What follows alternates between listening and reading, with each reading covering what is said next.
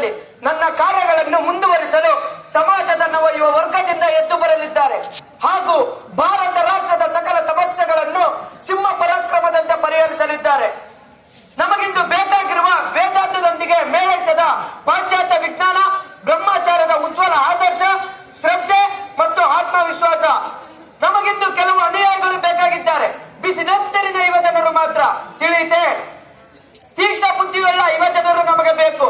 ಯಮನ ದಮನಗಳಲ್ಲಿ ನುಗ್ಗುಬಲ್ಲ ಎದೆಗಾರಿಕೆ ಯುವ ಜನರು ನಮಗೆ ಬೇಕು. ಮತ್ತು ಸಮುದ್ರವನ್ನ ಈಜಿ ದಾಟಲು ತಯಾರಿರುವ ಯುವ ಜನರು ನಮಗೆ ಬೇಕು. ಅಂತಹ ನೂರಾರು ಸ್ತ್ರೀ ಪುರುಷರು ನಮಗೆ ಬೇಕು.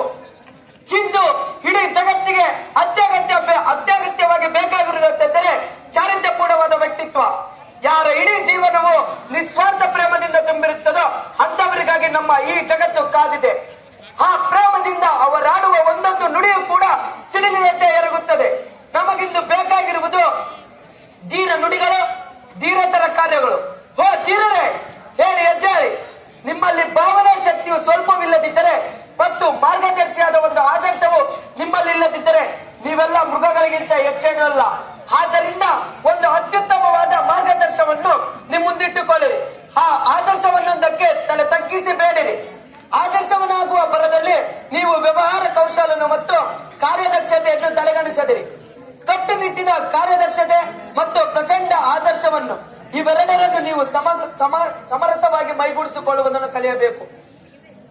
ಇವೆರಡರನ್ನು ನೀವು ಮೈಗೂಡಿಸಿಕೊಂಡಲ್ಲಿ ಅರಿತುಕೊಳ್ಳಬಲ್ಲ ಮೆದುಳು, ಭಾವಿಸಬಲ್ಲ ಹೃದಯ, ಕಾರ್ಯವೆಸಗಬಲ್ಲ ಬಲಿಷ್ಠ ಭಾವಗಳು. ಮಹತ್ ಕಾರ್ಯಕ್ಕಾಗಿ ನಿನ್ನನ್ನು ನೀನು ಸೂಕ್ತ ಉಪಕರಣಗಳನ್ನಾಗಿ ರೂಪಿಸಿಕೊಳ್ಳಿರಿ.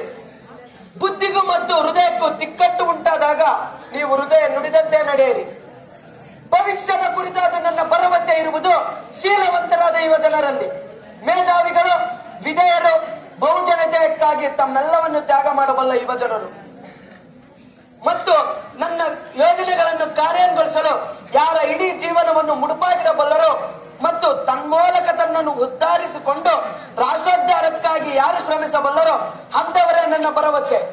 ಇಂತಹ ಗುಣಗಳಿಲ್ಲದ ಸಾಮಾನ್ಯ ಮಟ್ಟದ ಯುವತಿದ್ದಾರೆ, ಮುಂದೆಯೂ ಬರುತ್ತಾರೆ.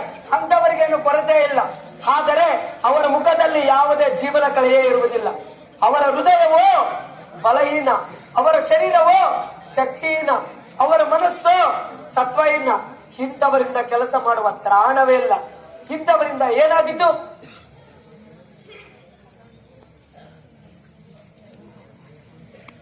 ದೃಢ ಕಾಯರಾದ ಯುವ ಜನರು ನಮಗೆ ಬೇಕು. ಕಾರ್ಯ ಸಮರ್ಥ್ಯವುಳ್ಳ ಯುವ ಜನರು ನಮಗೆ ಬೇಕು. ವೀರ್ಯವಂತರಾದ ಯುವ ಜನರು ನಮಗೆ ಬೇಕು. ಅವರು ಶೀಲವಂತರಾಗಿರಬೇಕು. ಮನುಷ್ಯರು ನಮಗಿಂದು ಬೇಕಾಗಿರುವುದು ಇವರು. ಉಳಿದೆಲ್ಲವೂ ತಾವಾಗಿಯೇ ಬರುವು. ಆದರೆ ಒಳಗೂ ಹೊರಗೂ ಪ್ರಾಮಾಣಿಕರಾದ, ಶಕ್ತಿಶಾಲಿಗಳಾದ, ಶ್ರದ್ಧಾವಂತರಾದ, ಉತ್ಸಾಹಿಗಳಾದ ಮತ್ತು ನಂಬಿಕೆಗೆ ಅರ್ಹರಾದ ಯೌವನ ಭರಿತ ಯುವ ಜನರು ನಮಗೆ ಬೇಕು. ಅಂತಹ ನೂರಾರು ಯುವ ಜನರು ಸಿಕ್ಕಿದರೆ ಜಗತ್ತಿನಲ್ಲೊಂದು ಕ್ರಾಂತಿಯನ್ನೇ ಮಾಡಿ ಬಿಡಬಹುದು. ಓ ನನ್ನ ಕುಳಿತಿನ ಯುವ ಸುತರೆ, ನಿಮ್ಮಿಂದ ನಾನು ಬಯಸುವುದೇನು ಗೊತ್ತೇ? ಕಬ್ಬಿಣದಂತಹ ಮಾಂಸಖಂಡಲಗಳು, ಹುಕ್ಕಿನಂತಹ ನರಮಂಡಲಗಳು, ವಿದ್ಯುತ್ ಶಕ್ತಿಯಂತ ಇಚ್ಛಾಶಕ್ತಿ, ಶಕ್ತಿ, ಪೌರುಷ, ಶಾಸ್ತ್ರವೀರ್ಯ ಮತ್ತು ಬ್ರಹ್ಮತೇಜ. ನಾನು ಬಯಸುವುದು ಇದನ್ನು. ನನ್ನ ಸುತರು ನನ್ನಿಂದ ಸಾಧ್ಯವಾಗುವುದಕ್ಕಿಂತಲೂ 100 ಪಟ್ಟು ಮಹಾಮಾನ್ವಿತರಾಗಬೇಕು ಎನ್ನುತ್ತೇನೆ ನಾನು. ನಿಮ್ಮಲ್ಲಿ ಪ್ರತಿಯೊಬ್ಬರು ಕೂಡ ಪುರುಷ ಸಿಂಹರಾಗಬೇಕು, ಆಗಲೇಬೇಕು. ಹೌದು, ಹಾಗೆಂದು ಹೇಳುವವನು ನಾನು. ನಾಯಕನಿಗೆ ವಿಧೇಯನಾಗಿರುವುದು, ಕಾರ್ಯಕ್ಕೆ ಸನ್ನದ್ಧನಾಗಿರುವುದು ಮತ್ತು ಉದ್ದೇಶ ಸಿದ್ಧಿಗಾಗಿ ತವಕಿಸುವುದು, ಈ 3 ನಿಮ್ಮಲ್ಲಿ ತುಂಬಿದ್ದರೆ ನಿಮ್ಮನ್ನು ತಡೆಯುವವರು ಯಾರು? ಭವಿಷ್ಯ ಭಾರತದ ಭಾಗ್ಯವ ನಿನ್ನನ್ನು ಅವಲಂಬಿಸಿದೆ. ನೀನು ಕಾರ್ಯ ಸಮರ್ಥ್ಯವಾಗುವುದು ಬಿಟ್ಟು ಐಷಾರಾಮದ ಜೀವನವನ್ನು ನಡೆಸುತ್ತಿರುವುದನ್ನು ಕಂಡು ನನಗೆ ಅತೀವ ವೇದನೆಯಾಗುತ್ತಿದೆ. ಹೇಳಿ, ಹೆಜ್ಜೇಳಿ, ಕಾರ್ಯೋನ್ಮುಖರಾಗಿರಿ, ಕಾರ್ಯರಂಗಕ್ಕೆ ಧುಮುಕಿರಿ. ಸೋಂಬೇರಿಗಳಂತೆ ಕುಳಿತಿರಬೇಡಿ. ಕಾಲ ಕುಡಿ ಬಂದಾಗ ಎಲ್ಲವೂ ಆಗುತ್ತದೆ ಎಂಬುದು ನಿಮ್ಮ ತಿಳಿಗೇಡಿತನ. ಕೈಕಟ್ಟಿ ಕುಳಿತರೆ ಯಾವ ಕಾರ್ಯವೂ ಕೈಗೂಡದು. ಭವಿಷ್ಯದ ಕುರಿತದು ನಿಮ್ಮಿಂದ ನಾನು ಬಯಸುವುದೇನೆಂದರೆ ಸ್ವಪ್ರತಿಷ್ಠೆಯ ಹಂಬಲವನ್ನು ಸಂಪೂರ್ಣವಾಗಿ ತ್ಯಾಜನೆ ಮಾಡಬೇಕು ಮತ್ತು ಗುಂಪುಗಾರಿಕೆಯನ್ನು ತೊರೆಯಬೇಕು ಮತ್ತು ಹೊಟ್ಟೆ ಕಿಚ್ಚನ್ನು ತೆಗೆಯಬೇಕು. ಭೂಮಾತೆಯಂತೆ ಸವನುಳ್ಳವರು ನೀವಾಗಬೇಕು. ನಿಮ್ಮಿಂದ ಈಗಿರಲು ಸಾಧ್ಯವಾದರೆ ಇಡೀ ಜಗತ್ತೇ ನಿಮ್ಮ ಪಾದಗಳಿಗೆ ಏರುತ್ತದೆ. ಟೀಕಿಸುವುದನ್ನು ಸಂಪೂರ್ಣವಾಗಿ ಬಿಟ್ಟು ಬಿಡಿ. ಯಾರಾದರೂ ಒಳ್ಳೆಯ ಮಾರ್ಗದಲ್ಲಿ ನಡೆಯುತ್ತಿದ್ದರೆ ಅವರಿಗೆ ನಿಮ್ಮದೇ ಆದ ನೆರವು ನೀಡಿರಿ.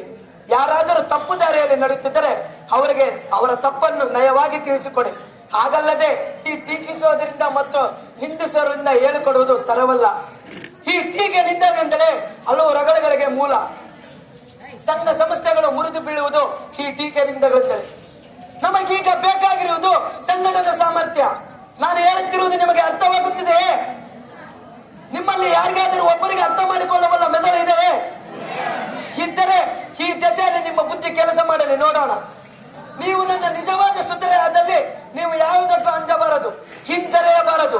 ನೀವು ಪುರುಷ ಸಿಂಹರಾಗಬೇಕು. ನಿಮ್ಮ ಪ್ರತಿಯೊಂದು ಪ್ರಯತ್ನಕ್ಕೂ ನನ್ನ ಆಶೀರ್ವಾದ ಮತ್ತು ಶುಭಾಶಯ ಇದ್ದೇ ಇರುತ್ತದೆ. ಮತ್ತು ನಿಮ್ಮಲ್ಲಿ ಶ್ರದ್ಧೆ ಇದ್ದರೆ ನಿಮಗೆ ಬೇಕಾದೆಲ್ಲದೂ ಸಿಗುತ್ತದೆ.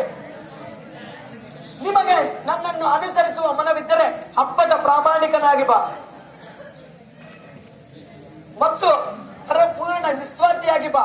ಇದೆಲ್ಲದಕ್ಕೂ ಮಿಗಿಲಾಗಿ ಪರಮ ಪರಿಶುದ್ಧನಾಗಿ ಬಾ. ನಿನ್ನ ಮೇಲೆ ನನ್ನ ಸದಾ ಆಶೀರ್ವಾದ ಇದ್ದೇ ಇರುತ್ತದೆ. ಜಯರಾಮ್ ಕೃಷ್ಣ.